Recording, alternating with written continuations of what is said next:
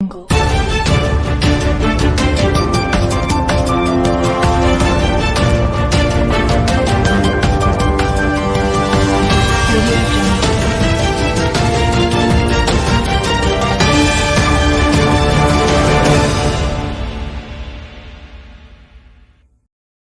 Railway Shri Prakash D Gorakhpur दौरे पर पहुंचे, वहीं उन्होंने किया पत्रकार वार्ता।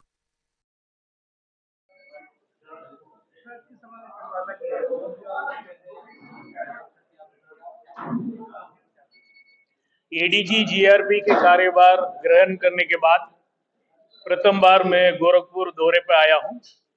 आज जीआरपी लाइन गोरखपुर में गोरखपुर अनुभाग के समस्त थानाध्यक्ष, थाना प्रभारी और क्षेत्राधिकारी और एसआरपी यानी एसपी जीआरपी के साथ विस्तृत रूप से अपराध नियंत्रण के संबंध में चर्चा हुई।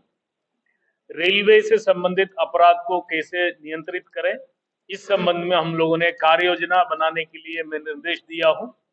वैसे मैं ये कहना चाहता हूं, इस इलाका में रेलवे से संबंधित अपराध नियंत्रित है। दो बिंदु हम लोगों के सामने चुनौती के रूप में हमने लिया है। ट्रैक सुरक्षा, आप लोग देखे होंगे ट्रैक में कुछ सामान पाए जाने की कुछ घटनाएं इस प्रकार की हुई है विगत कुछ दिनों में। तो ट्रैक सुरक्षा में जीआरपी के क्या कार्य योजना है, क्या भूमिका है और ट्रैक को कैसे सुरक्षित रखें, और ट्रैक सुरक्षा से संबंधित अन्य एजेंसीज जैसे आरपीएफ, सिविल पुलिस, 112, ग्राम चौकीदार की भूमिका, इस संबंध में हम लोगों ने विस्तृत रूप से चर्चा की है। और ट्रेनों में होने वाले जो पथराव की घटनाएं हैं, स्टोन पेल्टिंग, कुछ घटनाएं विगत दिनों से हुई है, इस संबंध में भी हम लोगों ने चर्चा की है। मेरे ओर से सभी थानाध्यक्ष को, थाना प्रभारी को यह निर्देश दिया हो, विगत दिनों से जितने भी घटना हुई है उसको गूगल मैप में प्लॉटिंग करें, ताकि लैटिट्यूड, लॉन्जिट्यूड और गूगल मैप की प्लॉटिंग हमारे पास रहेगा। और अपने इलाका में संवेदनशील स्थानों को चिन्हित करें, सेंसिटिव स्पॉट्स, संवेदनशील स्थानों को चिन्हित करें और घटनाओं के रोकथाम के लिए कार्य योजना बनाएं। आने वाले जितने भी जो त्योहार है उसमें भी सतर्कता बरतने के लिए निर्देशित किया है।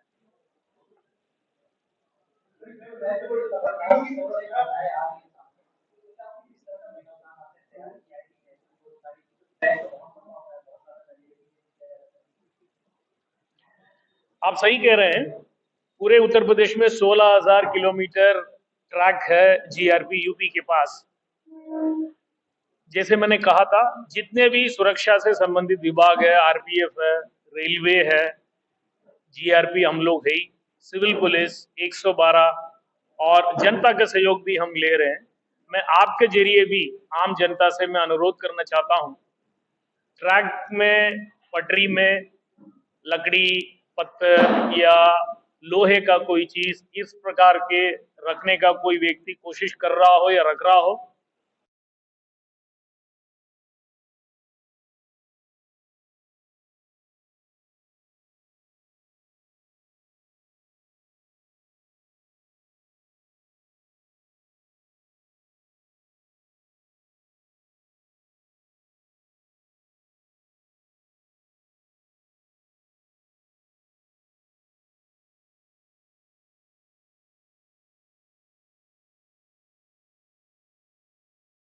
अपने अपने इलाका में संवेदनशील स्थानों को चिन्हित करने के लिए निर्देश एसओ को दिया हूं, चिन्हित किए भी।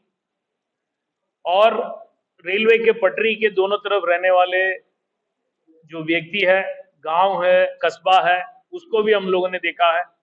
उस इलाका में रहने वाले लोगों में से ही रेलवे मित्र करके कुछ लोगों को हम चिन्हित कर रहे हैं, जो पुलिस के साथ, जीआरपी के साथ मिलके पटरी सुरक्षा में अपना योगदान दे सके।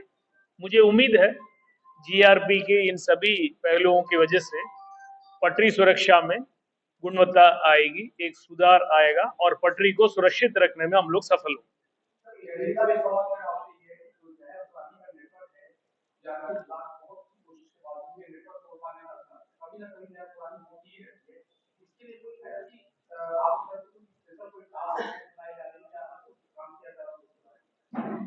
देखिए, सभी यात्रियों से हमारे बार बार अनुरोध ये है, कोई अनजान व्यक्ति से किसी प्रकार की खाने का कोई वस्तु ग्रहण ना करें। जीआरपी यूपी की तरफ से अभियान बीच बीच में चलाया जाता है। रेलवे का जो PS system, public address system, उसके जरिए हम लोग जनता को बार बार आह्वान करते हैं, अलर्ट करते हैं। यूपी 112 की तरफ से बैनर, पोस्टर, स्टिकर इस प्रकार के तैयार करके सभी थाना क्षेत्र में, सभी प्लेटफॉर्म में, सभी ट्रेनों में चिपकाया गया है, प्रदर्शित किया गया है। सीसीटीवी कवरेज 100%, यानी पूरे इलाका और इवन रनिंग ट्रेन, चलती हुई ट्रेन भी सीसीटीवी कवरेज में हो और उस सीसीटीवी कवरेज का फुटेज हम लोगों को रियल टाइम बेसिस में मिले, ये भी हम लोग अनुरोध किए हैं रेलवे से। एक बार फिर मैं आपके जरिए भी अनुरोध करना चाहता हूं पब्लिक से, अनजान व्यक्ति कोई भी हो जिससे खाने का कोई वस्तु ग्रहण ना करें, और किसी के ऊपर आपका संदेह है, हमारा एस्कॉर्ट है ट्रेन में, प्लेटफॉर्म में हम लोग है, आरपीएफ है, महिला सिपाही है, हम लोगों को सूचित करें। और टास्क फोर्स पहले से ही बनी है और हम यदि सक्रिय रहेंगे और जनता अलर्ट रहेगी, जनता के सहयोग यदि है, तो इस प्रकार की घटनाओं में हम लोग रुकने में सफल होंगे।